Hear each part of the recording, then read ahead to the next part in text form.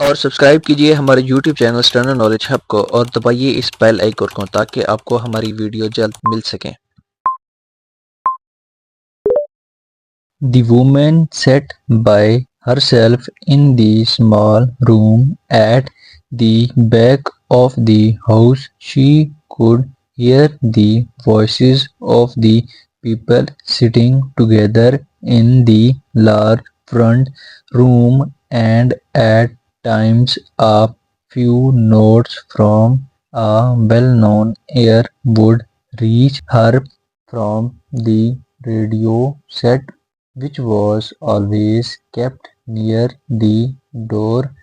Generally, she asked to sit with the others in the evening, hearing them talk about the events of the day and expressing opinion on the news given out by the BBC. The people were employed in such different ways, and they held such widely differing opinions that she, who knew little about the arts in any form, believed that to sit in that room was as good as going to watch a play.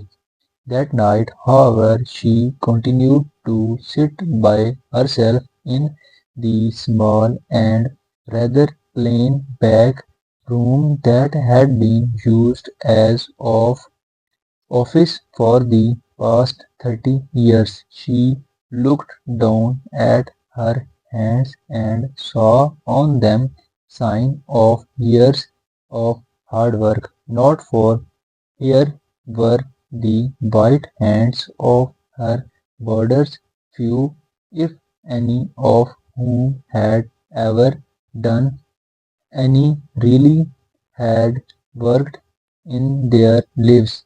Her hands were red and covered with little black lines.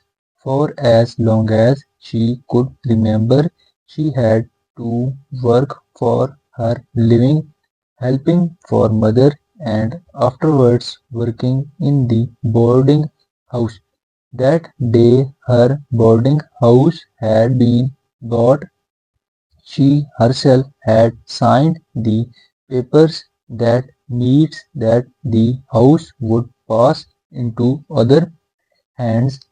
Next month another woman would own the boarding house and would plan the meal for the boarding and would, or so she hoped, looked after their comfort and well-being, nor had she any right to be upset about this because she herself had put the house up for sale with the announcement, a business for sale in good running orders.